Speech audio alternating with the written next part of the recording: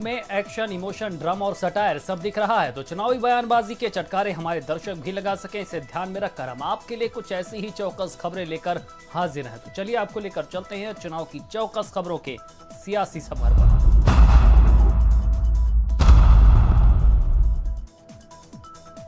कांग्रेस महासचिव प्रियंका गांधी ने कानपुर के घंटाघर से शुरू किया अपना रोड शो में प्रियंका गांधी के साथ हजारों की संख्या में कांग्रेसी कार्यकर्ता रहे मौजूद। साथ ही साथ कानपुर से लोकसभा की प्रत्याशी श्री प्रकाश जायसवाल भी प्रियंका के साथ मौजूद रहे।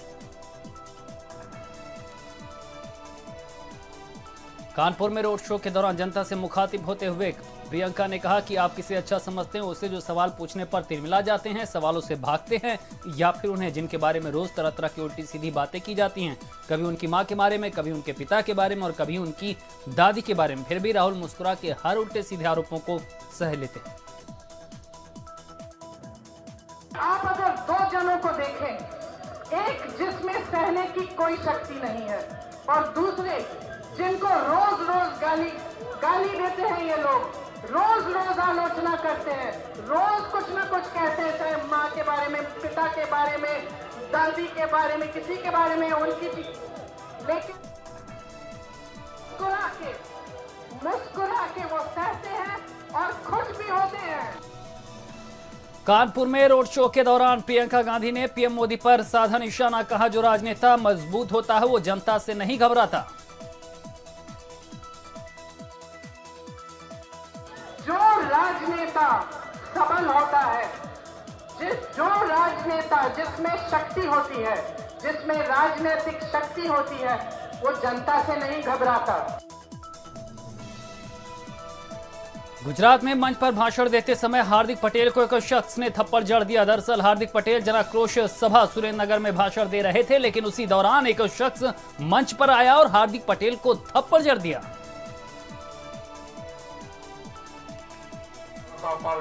गाजीपुर से कहा कि बीजेपी के कार्यकर्ता और बीजेपी भ्रष्टाचार को मिटाने के लिए संकल्परत है और जो भी हमारे कार्यकर्ता को तंग या परेशान करेगा जमींदोज कर दिया जाएगा।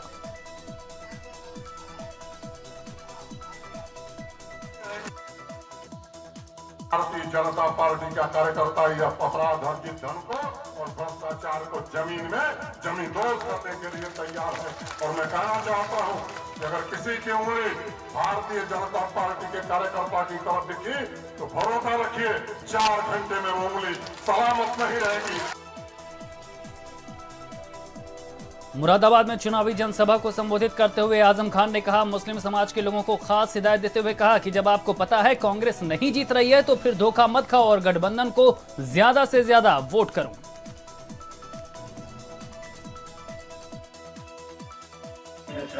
मत करो, बिरादरियों में अपने आप को तकसीम मत करो। और कांग्रेस पार्टी जो आपके वोट को बांट रही है यहाँ, आप अच्छी तरह जानते हो कांग्रेस नहीं जीत रही है, और जब नहीं जीत रही है तो फिर चांदी पर बर्फ लगाकर तू मत खाओ। अगर गंदगी खाना है तो सीधे खाओ। मुरादाबाद में जनसभा को संबोधित करते हुए आजम खान ने कहा कि मैं आप सबको, अपने समाज के लोगों को कहना चाहता हूं, आप सब संगठित हो जाओ। अगर अब भी आप लोग एकजुट ना हुए तो आपको नुकसान से कोई नहीं बचा सकता। तय कर लो, झाड़ू चाहिए या कलम चाहिए। उर्दू दरवाजा जवाहर यूनिवर्सिटी की दीवार आपसे मुतालबा करती है कि एक हो जाओ। अगर एक ना हुए तो फिर कभी उर्दू दरवाजा नहीं बन पाएगा। मैनपुरी में सपा बसपा रालोद गठबंधन की चौथी रैली के दौरान 25 साल बाद मायावती और मुलायम सिंह यादव एक मंच पर दिखाई दिए। यहां से सपा संरक्षक मुलायम सिंह यादव प्रत्याशी भी हैं। सभा में माया मुलायम के अलावा अखिलेश यादव भी मौजूद रहे।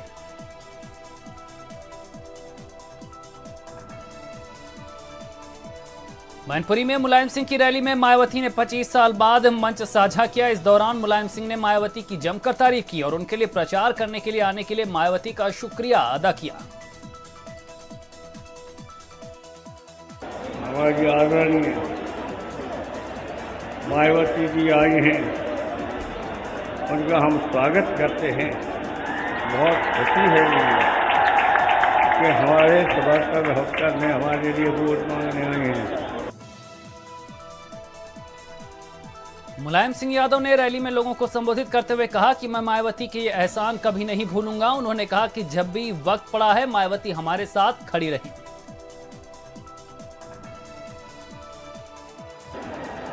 मैं आपके इस एहसान को कभी नहीं भूलूंगा।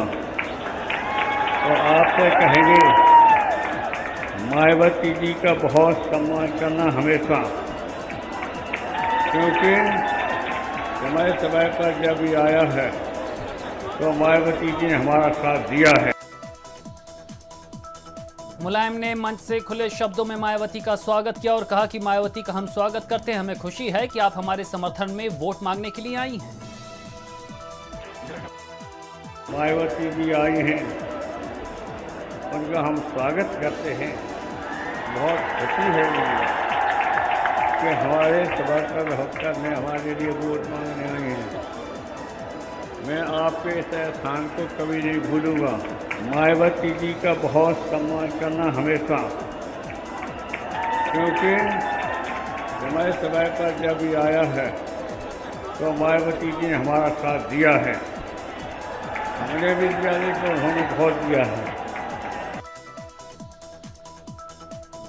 आज मैनपुरी में सजे सियासी मंच पर यूपी के कई बड़ी दिग्गज मौजूद रहे। पहले मुलायम सिंह यादव ने मायावती की खूब तारीफ की, फिर मंच से मायावती ने भी मुलायम सिंह को जिताने की अपील की।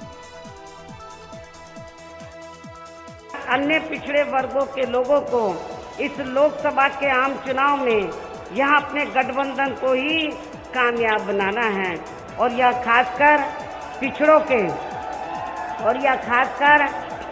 के असली व वास्तविक नेता श्री मुलायम सिंह यादव जी को ही फिर से इनको इस बार संसद में चुनकर जरूर भेजना है। मैनपुरी रैली में मायावती ने मुलायम सिंह को पिछड़े वर्ग का नेता बताया और मैनपुरी के लोगों से मायावती ने मुलायम सिंह को जिताने की अपील भी की। अन्य पिछड़े वर्गों के लोगों को इस लोकसभा के आम चुनाव में यहाँ अपने गठबंधन को ही कामयाब बनाना है और यह खासकर पिछड़ों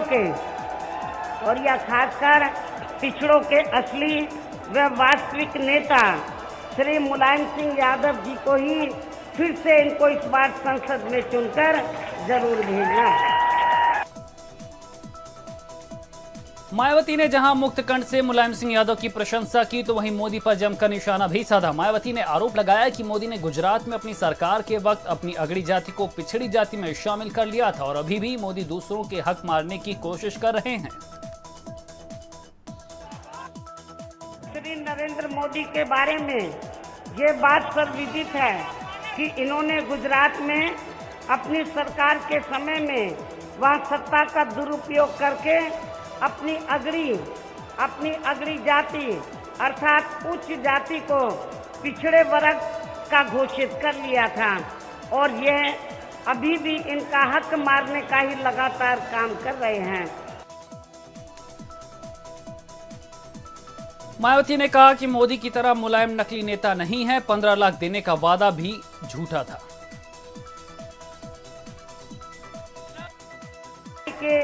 श्री नरेंद्र मोदी ने अपने आप को वास्तविक व जनजाति पिछड़े वर्ग का बताकर इसका पिछले लोकसभा के हुए आम चुनाव में काफी चुनावी लाभ भी उठाया है और फिर इसकी आड़ में ये देश के प्रधानमंत्री भी बन गए। लेकिन आप लोगों को ये भी मालूम है कि एक नकली व फर्जी व्यक्ति या पिछड़े वर्गों का कभी भी अपनी पूरी ईमानदारी व निष्ठा से इनका भला नहीं कर सकता है। मैनपुरी रैली में मायावती ने केंद्र सरकार पर बेरोजगारी के बढ़ते आंकड़ों को लेकर निशाना साधते हुए कहा कि मोदी सरकार केंद्र और राज्य में पिछड़े वर्ग और SC/ST वर्ग के लोगों का हक सरकार मार रही है। उन्हें केंद्र में नौकरी नहीं दी जा रही। पूरे देश में यहाँ केंद्र व राज्य सरकारों में भी खासकर दलित व अन्य पिछड़े वर्गों के आरक्षित लाखों स्थायी नौकरी के पद खाली पड़े हुए हैं, जिन पर अभी तक भी भर्ती नहीं करके फिर ऐसे नकली लोगों द्वारा इन वर्गों के हितों के साथ काफी खिलवाड़ किया जा रहा है और इनमें अब काफी बेरोजगारी भी बढ़ रही है। अखिलेश यादव की मायावती ने की तारीफ, कहा अखिलेश ईमानदारी से पिछड़ों के लिए कर रहे हैं काम। अब इनके एकमात्र उत्तराधिकारी श्री अखिलेश यादव इसे अपनी पूरी ईमानदारी व निष्ठा से संभाले हुए हैं और निभा भी रहे हैं। लेकिन मैनपुरी में मुलायम और मायावती के बाद अखिलेश ने माइक संभाला और शुरुआत से ही अखिलेश ने मायावती का धन्यवाद किया। साथ ही मुलायम सिंह यादव के भाषण का जिक्र करते हुए उन्होंने कहा कि हम मायावती जी का एहसान कभी नहीं भूलेंगे।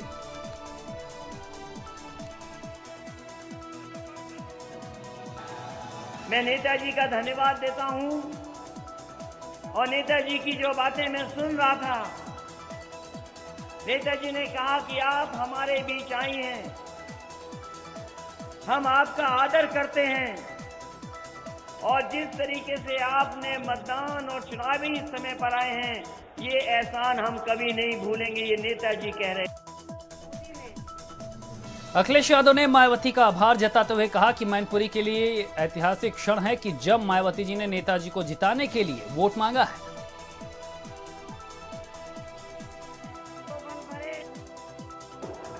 मैं सबसे पहले आदरणीय मायावती जी का बहुत बहुत धन्यवाद और आभार प्रकट करना चाहता हूं। ये ऐतिहासिक क्षण है जहां पर आपने जनता से अपील की है कि आदरणीय नेताजी को अच्छे वोटों से जिताएं। अखिलेश ने जनसभा को संबोधित करते हुए कहा कि नौकरी और रोजगार खत्म हो गया है, पिछड़े गरीब दलित के भाग्य से जुड़ा चुनाव है, बीजेपी ने व्यापार खत्म कर दिया, नया पीएम बनेगा, नया भारत बनेगा। ये चुनाव जहां देश के भविष्य से जुड़ा है, वहीं इस देश के आबादी के सबसे ज्यादा गरीब दलित, पिछड़े, अल्पसंख्यक, उनके भाग्य से भी जुड़ा हुआ ये चुनाव है। अखिलेश ने मोदी सरकार पर भी जमकर निशाना साधा और किसानों का मुद्दा उठाते हुए कहा कि यह दौर किसानों के लिए सबसे मुश्किल दौर है। इस देश की कृषि और किसान हमारे देश की आत्मा है और वो बहुत दुखी है।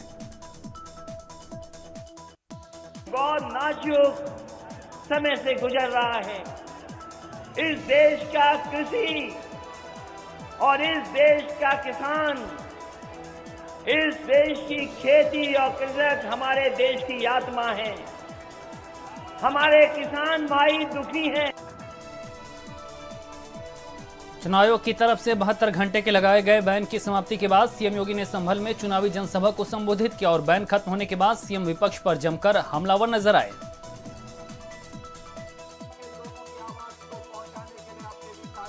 सीएम योगी ने संभल में चुनावी जनसभा को संबोधित करते हुए जनता से अपील करते हुए कहा कि तीसरे चरण में आप सब लोग बीजेपी को इतना वोट करें कि कहीं भी भगवा झंडा झुकना नहीं चाहिए और उन क्षेत्रों के लोगों की आवाज को पहुंचाने के लिए आपके बीच आया हूं कि तीसरे चरण में भी कहीं कोई चूक नहीं होनी चाहिए, क्योंकि कहीं भी भारतीय जनता पार्टी का यह भगवा झंडा झुकना नहीं। संभल रैली में सीएम योगी ने कहा, एक बार संसद में बैठा हुआ था तो जो वर्तमान में समाजवादी पार्टी के प्रत्याशी हैं, मैंने इनसे पूछा था कि क्या है नाम, तो बोल पड़े मैं बाबर की औलाद हूं। एक बार संसद में मैं बैठा था, संजोग से संभल से प्रत्याशी यही समाजवादी पार्टी के वर्तमान प्रत्याशी हैं। मैंने इनसे पूछा, मैंने कहा भी तुम्हारे पूर्वज कहां से हैं? तो सज्जन बोल पड़े कि हम बाबर की औलाद हैं। संभल में चुनावी जनसभा को संबोधित करते हुए सीएम योगी ने पार्टियों के झंडों का फर्क बताते हुए कहा, सपा का जो झंडा है वो गुंडों का झंडा होता है।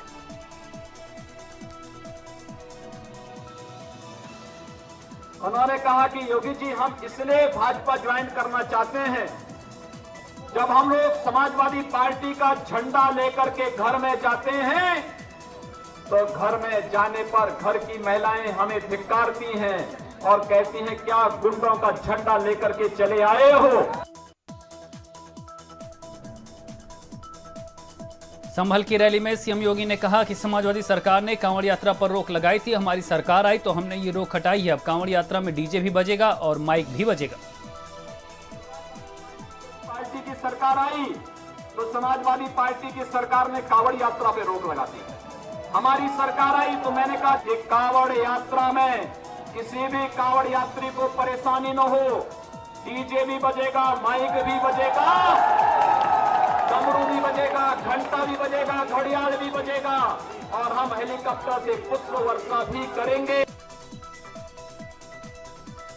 पिछले कुछ दिनों से नाराज चल रही कांग्रेस की प्रवक्ता प्रियंका चतुर्वेदी ने पार्टी से इस्तीफा दे दिया है। वो कांग्रेस की राष्ट्रीय प्रवक्ता और पार्टी के मीडिया सेल की संयोजक थी। उन्होंने अपना इस्तीफा कांग्रेस अध्यक्ष राहुल गांधी को भेज दिया है। कांग्रेस से नाराज चल रही पार्टी प्रवक्ता प्रियंका चतुर्वेदी ने शिवसेना ज्वाइन की है।